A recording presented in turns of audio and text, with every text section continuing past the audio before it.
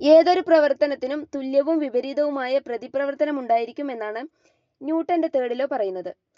ഇവിടെ ഈ brick വാളിൽ car വന്നിടിക്കുമ്പോൾ car വാളിൽ ഒരു ആക്ഷൻ ഫോഴ്സ് പ്രയോഗിക്കുന്നു. വാൾ കാറിൽ ഒരു റിയാക്ഷൻ ഫോഴ്സ് കൊടുക്കുന്ന കാരണത്താൽ കാർ പെട്ടെന്ന് നിൽക്കുന്നു. ഈ രണ്ട് വെക്ടേഴ്സിന്റെയും ലെങ്ത് സെയിം ആയിരിക്കും, എന്നാൽ രണ്ടിന്റെയും ഡയറക്ഷൻ ഓപ്പോസിറ്റ് ആണ്. പ്രകൃതിയിൽ ഒറ്റപ്പെട്ട ഒരു ഫോഴ്സ് ഒരിക്കലും ഉണ്ടാകില്ല, മറിച്ച് അവ എപ്പോഴും ഒരു സിസ്റ്റത്തിന്റെ ഭാഗമായി ജോഡികളായാണ് കാണപ്പെടുന്നത് എന്നാണ് ഇത് അർത്ഥമാക്കുന്നത്. നിങ്ങൾ ഒരു ചെയറിൽ ഇരിക്കുമ്പോൾ ഗ്രാവിറ്റേഷണൽ ഫോഴ്സ് നിങ്ങളെ താഴേക്ക് പുൾ ചെയ്യും. ഗ്രാവിറ്റേഷണൽ ഫോഴ്സിന്റെ അതേ മാഗ്നിറ്റ്യൂഡുള്ള നോർമൽ ഫോഴ്സ് ഗ്രാവിറ്റേഷണൽ ഫോഴ്സിന്റെ ഓപ്പോസിറ്റ് ഡയറക്ഷനിൽ ആക്ട് ചെയ്യുന്നതിനാലാണ് നിങ്ങൾക്ക് നിശ്ചലമായി ചെയറിൽ ഇരിക്കാൻ സാധിക്കുന്നത്.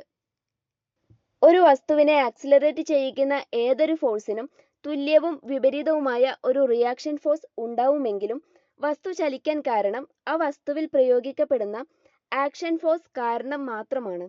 റിയാക്ഷൻ ഫോഴ്സ് എന്നത് ആ വസ്തു മറ്റേ ബോഡിയിൽ പ്രയോഗിക്കുന്ന ഫോഴ്സ് ആണ്. ആക്ഷൻ ഫോഴ്സും റിയാക്ഷൻ ഫോഴ്സും ഒരേ വസ്തുവിൽ പ്രയോഗിക്കപ്പെടാത്തതിനാലാണ് അവ ക്യാൻസലായി പോവാത്തത്. ഇവിടെ ചുറ്റിക ആണിയിൽ ഒരു ബലം പ്രയോഗിക്കുന്നുണ്ട്. ഈ ബലം കാരണമാണ് ആണി മരത്തിലേക്ക് താഴുന്നത്.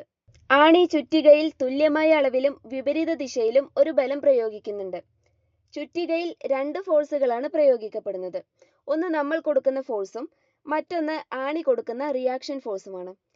ചുറ്റിക ആഘാതമുണ്ടായ സ്ഥലത്ത് ചലിക്കുന്നത് നിർത്തുന്നതിനുള്ള കാരണം ഇതാണ്. നമ്മൾ ആണിയെ മാത്രമാണ് നോക്കുന്നതെങ്കിൽ ആണിയിൽ പ്രയോഗിക്കപ്പെടുന്ന ഫോഴ്സിനെ മാത്രമാണ് നമ്മൾ പരിഗണിക്കേണ്ടത്. അതുപോലെ നമ്മൾ ചുറ്റികയെയാണ് നോക്കുന്നതെങ്കിൽ അതിൽ പ്രയോഗിക്കപ്പെടുന്ന ഫോഴ്സുകളെ മാത്രമാണ് പരിഗണിക്കേണ്ടത്. ഒരു കല്ല് ഗ്രൗണ്ടിലേക്ക് വീഴുമ്പോൾ ഗ്രാവിറ്റേഷണൽ ഫോഴ്സ് കാരണമാണ് ആ കല്ല് ഭൂമിയിലേക്ക് ആക്സിലറേറ്റ് ചെയ്യപ്പെടുന്നത്. ന്യൂട്ടന്റെ തേർഡ് ലോ പ്രകാരം കല്ല് ഭൂമിയിലും തുല്യവും വിപരീതവുമായ ഒരു ഫോഴ്സ് പ്രയോഗിക്കുന്നുണ്ട്. ഓരോ ഒബ്ജക്റ്റിന്റെയും ആക്സിലറേഷൻ ഒബ്ജക്റ്റിന്റെ മാസുകൾക്ക് ഇൻവേഴ്സ്ലി പ്രൊപ്പോർഷണൽ ആയിരിക്കും. കല്ലിന്റെ മാസ് വളരെ കുറവായതിനാൽ അത് വേഗം ആക്സിലറേറ്റ് ചെയ്യപ്പെടുന്നു. കല്ല് ഭൂമിയിലേക്ക് പതിക്കുമ്പോൾ ഭൂമിയുടെ ആക്സിലറേഷൻ നമുക്ക് നിരീക്ഷിക്കാൻ കഴിയാത്തതിന്റെ പ്രധാന കാരണം ഭൂമിയുടെ മാസ് വളരെ വലുതായതിനാലാണ്.